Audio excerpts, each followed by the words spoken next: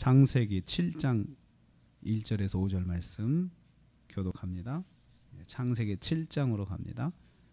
창세기 7장 1절에서 5절 말씀.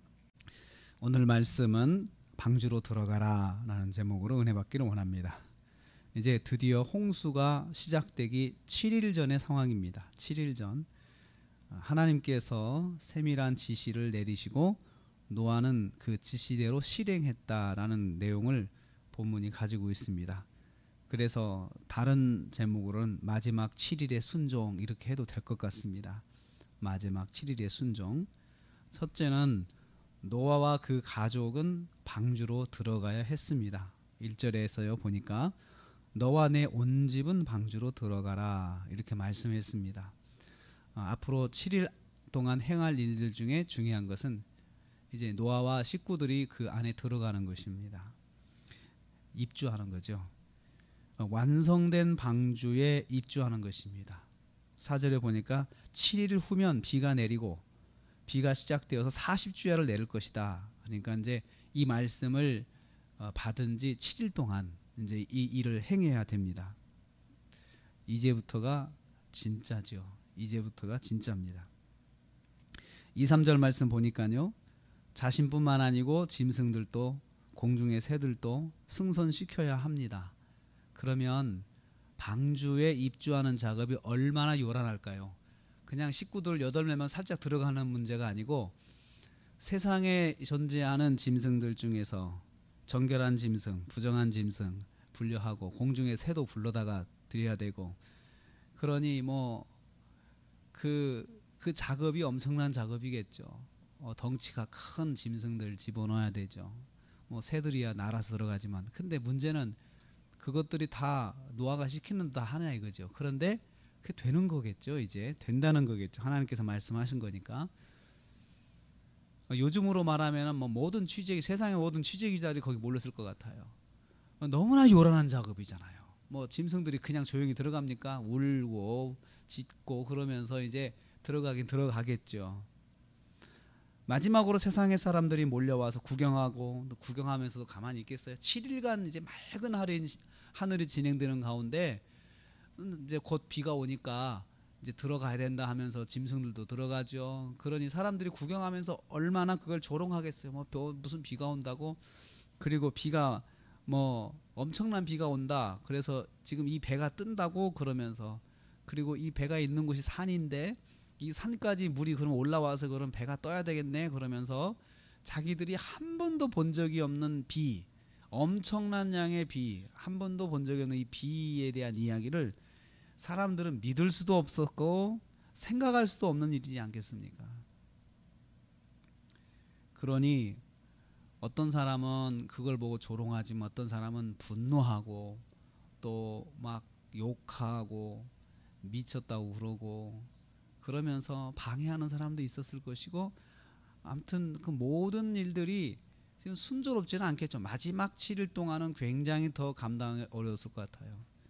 방주를 만드는 일도 어려웠겠지만 이제 마지막 7일 동안 그 말씀대로 마지막 7일 동안 순종하는 것은 더 어려웠을 것이다.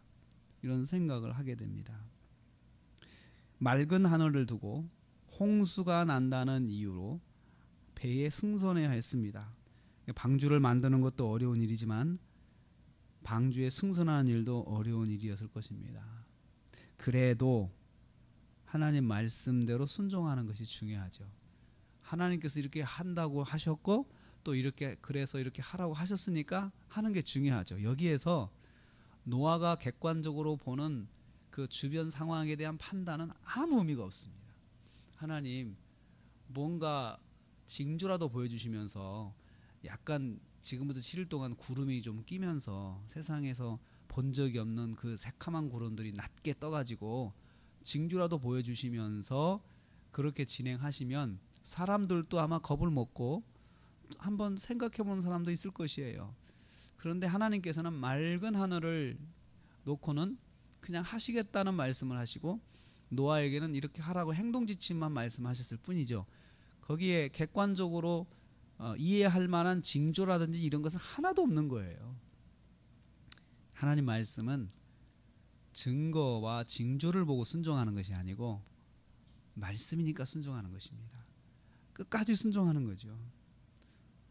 두 번째로 다시 한번 강조되는 노아와 그의 가족의 구원 이유가 반복되고 있습니다. 1절 후반부 보면은 왜냐하면 이 세대에서 내가 내 앞에 의로움을 내가 보았다. 왜 너와 내 가족이 광주에 들어가는지 하나님께서 분명한 이유를 말씀하십니다. 내가 보았는데 노아 너가 너의 가족이 내 앞에서 의로운 걸 봤다. 너와 내가 내 앞에서 의로운 삶을 사는 것을 내가 보았기 때문에 내가 너를 구원하는 것이다. 다시 한번 하나님께서 강조하십니다. 하나님께서 분명히 보신 것이 있습니다. 그래서 보았다라고 했어요. 보았다. 과거죠. 이미 옛날부터 하나님께서 목격하신 것이 있어요. 그것은 노아의 삶입니다. 노아는 그 세대 가운데서 하나님 앞에서 살았고, 그래서 내가 내 앞에서 이렇게 그 말이 강조되고 있어요. 앞에서 살았고 또 하나님 말씀대로 살았다. 그래서 내 앞에서 살았다라고 하는 것은 노아가 항상 나는 하나님 앞에 산다라는 의식하고 살았던 거죠. 하나님은 보이지 않으시지만 나와 함께 하시고 지금 나를 보시고 그리고 나를 항상 인도하시는 분이다라는 생각을 하고 그 세대 속에서 거기서 이 세대 속에서 세상 사람들은 다 하나님 없이 살고 하나님 무시하고 살고 자기 마음대로 살고 정욕대로 살고 이렇게 사는 이 사람들 틈 속에서 노아는 하나님을 의식하고 살았다는 거죠. 그러니까 이 세상 속에서 반대로 사는 거예요. 노아는 반대로. 세상 사람들이 이렇게 다 한 곳을 향해서 갈 때 노아는 반대를 보고 사는 거예요. 하나님을 본 거죠. 사람들은 하나님에서 시선이 반대로 하나님을 멀리하고 하나님을 안 보고 살 때 노아는 시선을 바꿔서 하나님을 바라보고 살았던 거죠. 그리고 하나님 말씀대로 순종하고 살았어요. 말씀대로 순종하고 살았어요. 그것을 하나님께서 보셨다. 보셨다. 세대 사람들이 하나님 없이 하나님의 뜻과 상관없는 삶으로 달려갈 때 노아는 반대로 살아갔음을 하나님께서 지켜보시고 노아를 택하신 것입니다. 하나님은 세대 가운데 사는 사람들의 삶을 보십니다. 우리의 삶도 보시고 세상 사람들의 삶도 보십니다. 그리고 그 안에 있는 우리들의 삶을 보시고 바로 저와 여러분의 삶을 보신다는 것입니다. 보시는 하나님은 살아계신 하나님이라고 말씀할 수 있죠. 보이지 않는다고 하나님이 안 계신다. 하나님은 존재하지 않는다. 하나님은 죽었다. 이렇게 이야기하는 사람들이 있습니다. 아닙니다. 하나님은 보이지 아니하시지만 살아계시고 그리고 계시면서 그냥 가만히 아무것도 하지 못하는 무능한 하나님이 아니시고 보시고 분별하시고 역사하신 하나님이십니다. 3절 말씀에 5절 말씀에 세 번째로 노아가 다 준행했다 이렇게 말씀하고 있습니다. 7일 동안의 과정을 다 한 거예요. 마지막 7일을 끝까지 순종한 거죠. 그래서 다 순종했다, 다 준행했다 이 말은 6장 22절에서 한 번 이야기됐습니다. 노아가 다 됐다. 그리고 여기 다시 7장 5절에 또 반복되는 게 노아가 다 준행했다. 바로 몇 절 사이 앞뒤에서 이 말이 두 번 반복되는 것은 노아가 그만큼 순종을 철저하게 했다는 것입니다. 노아는 끝까지 하나님 말씀대로 순종했습니다. 순종은 끝까지 하는 것이 중요합니다. 처음 시작을 해서 순종했으면 중간에도 순종하고 끝까지 순종하는 것이 진짜 순종입니다. 용두삼이라는 말이 있죠. 처음에는 순종했다가 뒤에 가서는 그냥 흐지부지 순종하는지 안 하는지 자기 뜻대로 가고 처음에 순종한 것만 생각하고 내가 옛날에는 믿음이 좋았는데 지금은 어쩐지 지금이 좀 부족한 걸 가지고 옛날로 자꾸 이렇게 상쇄시키려고 하는 분들이 있습니다. 옛날은 내가 잘했지, 옛날은 잘했지. 아닙니다. 끝까지 잘해야 됩니다. 끝까지 순종해야 합니다.